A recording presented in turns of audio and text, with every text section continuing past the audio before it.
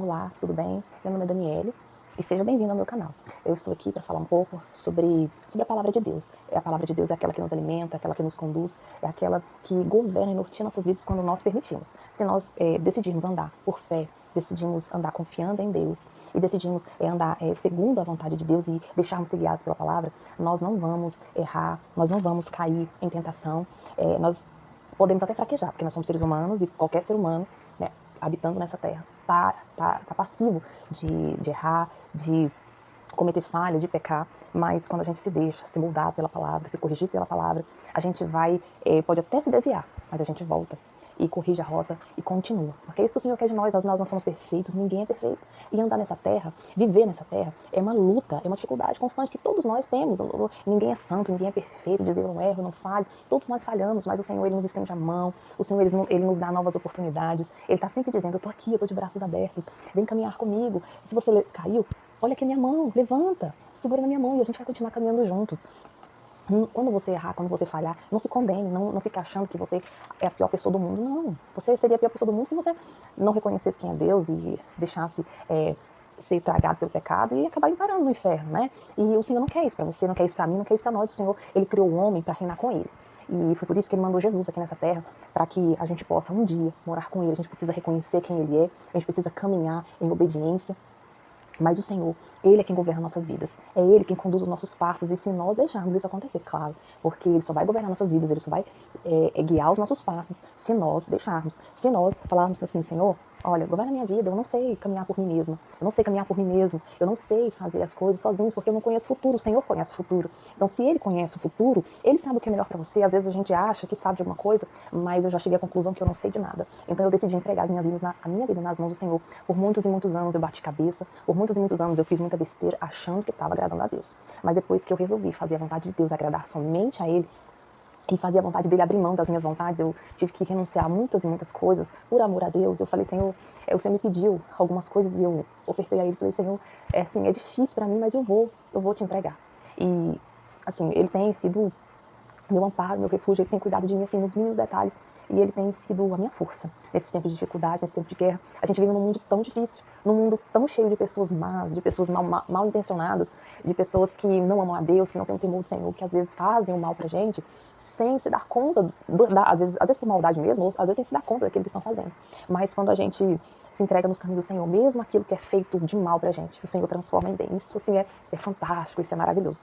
Então eu quero deixar uma palavra aqui em Marcos, se você quiser abrir sua Bíblia, é aqui em Marcos 6, no capítulo 45, que fala assim, do 45 para frente, que fala assim, ó, logo em seguida, Jesus fez com que os discípulos entrassem no barco e passassem para Betsaida, do outro lado, enquanto ele mandava a multidão para casa.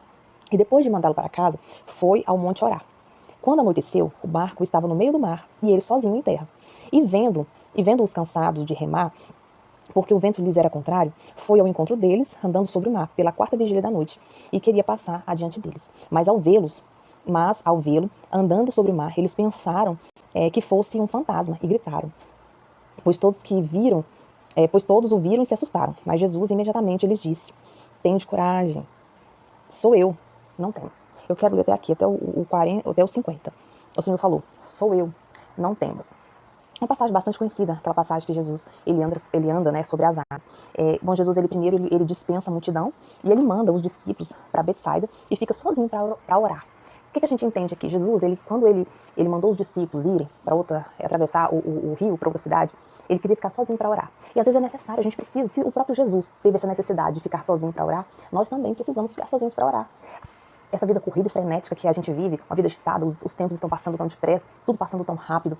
A gente vive uma vida de correria, eu tenho 2 filhos pequenos, então quem tem filho pequeno, quem tem marido, quem tem casa, quem tem trabalho e tudo mais, vive uma vida frenética, uma vida corrida, mas é necessário a gente tirar tempo para orar. Ninguém tem uma vida de comunhão com Deus sem oração. Se não ora, não tem comunhão. Como que você vai ouvir Deus falar? Como que nós podemos ouvir Deus falar se a gente não tem um tempo para parar, para conversar com Ele? Nós precisamos desse tempo para orar. É necessário, o crente precisa de oração. Isso é necessário. Separe um momento do dia, mesmo nem que seja um momento do dia. Às vezes é pela manhã, às vezes é antes de dormir, às vezes é um período da tarde. Não importa o tempo, qual seria esse período, mas que esse período ele seja separado para Deus. Porque esse próprio Jesus nos deixou isso como exemplo, então nós precisamos também seguir esse exemplo, né? Aqui Jesus mostra a importância de ficar sós com Deus em oração. É necessário um tempo de solitude. intimidade com Deus e ficar sós com Ele mesmo. Nós precisamos buscar mais nessa fonte, porque Jesus é a nossa fonte, nós precisamos buscar nessa fonte, nós precisamos prostrar aos pés do Pai e receber da sua direção, porque Ele é que nos dirige, e se a gente não tem tempo para falar com Ele, a gente não vai ouvi-lo. Como que a gente vai saber que direção seguir, se a gente não tá parando para ouvir? Às vezes o barulho do meio, o barulho do dia a dia, da correria, ele ofusca, ele abafa a voz de Deus, e a gente não sabe nem para que direção seguir, quais as melhores decisões a tomar.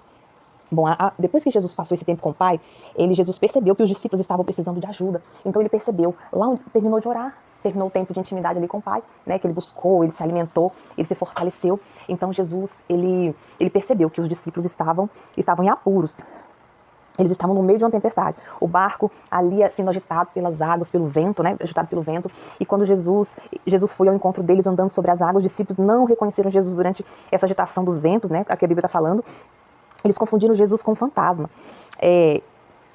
Muitas vezes a gente se identifica com isso, né? Às vezes a gente tira um tempo para orar, para buscar a Deus. Aí depois, quando a gente volta para nossa realidade, ali na presença de Deus é tão maravilhoso, a presença de Deus é tão calma, é tão tranquilo. Na presença de Deus, ali você sente Ele falar, ali você sente o abraço, você sente o amor de Jesus. Mas quando você sai daquele momento e você vai para sua vida normal, aí você se depara com as lutas, com as dificuldades que você deixou antes de entrar no quarto. Você se depara ali com as lutas e com os problemas que antes de você entrar já estavam ali, mas que quando você se deleitou nos braços do Pai, você até esqueceu os seus problemas. Mas quando você volta, tá lá, o problema te esperando de novo, né? E quando você se depara de novo com esse problema, eu acredito que aqui a gente pode até achar que é um fantasma. É um fantasma, tá me assustando, tá me assombrando, vai virar o barco, o vento tá forte. Mas não é um fantasma, é permissão de Deus para Ele manifestar o poder dele na sua vida. Então, quando você vai sobre as águas, quando Jesus vem andando sobre as águas, é Jesus ali, e às vezes a gente pode pensar que seja um fantasma. Um fantasma é aquilo que assombra, aquilo que assusta, aquilo que te dá medo. Mas não é, Jesus. É Jesus entrando, é Jesus vendo, é Jesus indo ao nosso encontro, é Jesus resolvendo aquilo que a gente não pode resolver. Entende? O tanto que isso é maravilhoso. Eles não reconhecem Jesus. Jesus, ele nunca nos deixa sozinhos, nunca. Por muitas e muitas vezes eu me senti tão sozinha, muitas e muitas vezes eu me senti assim tão desamparada por Deus. Eu falo do Senhor, parece que você não está nem ouvindo minhas orações. Parece que eu estou orando e parece que o céu está de bronze. Parece que as minhas palavras não estão passando do teto. Ah, meu Deus, quem nunca passou por isso, não é? Parece que as orações são palavras jogadas ao vento e que elas não estão subindo como deveriam subir. Mas a gente sabe, lá no fundo, a gente tem essa certeza de que o Senhor está conosco, de que Ele está do nosso lado, mas que às vezes é necessário a gente passar, porque a Bíblia fala que o próprio Jesus mandou os discípulos atravessarem. Então, era necessário que eles atravessarem. Por quê? Porque quando o Senhor mandou, o Senhor não falou assim, vão e vão na bonança. Não, eles foram. Mas no meio, eles estavam indo em obediência ao Senhor. O Senhor falou, vai, e eles foram, né? Pegaram o barquinho e foram. E quando eles foram, a tempestade pegou eles no meio do caminho. Mas o Senhor não deixou eles sozinhos, o Senhor garantiu, porque Ele disse, vai, podem ir, atravessem, vão para o outro lado.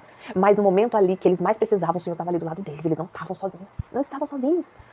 É essa segurança que nós devemos ter, nós não estamos sozinhos jamais, Ele está do nosso lado, Ele está do nosso lado o tempo todo, nos refugiando, nos guiando, governando as nossas vidas. Ele está do nosso lado, ele mandou os discípulos ir, mas não abandonou eles. E Jesus, Ele apareceu no momento que eles mais precisavam de socorro. No momento que eles mais precisavam de socorro, a Bíblia fala lá em Salmos que Ele é socorro bem presente nos momentos de angústia, é socorro bem presente, a Bíblia é bem enfática nisso, Ele é socorro bem presente. Eu já passei por um período muito difícil na minha vida, quando eu tinha transtorno de ansiedade. Foram quase 2 anos eu lutando contra os transtornos de ansiedade. Todos os dias eu orava quase que 24 horas por dia. Mas era necessário que eu passasse por aquilo, mas eu não sabia, no momento eu estava desesperada, eu achava que eu ia morrer, porque quem sofre de transtorno de ansiedade sabe o que eu estou falando.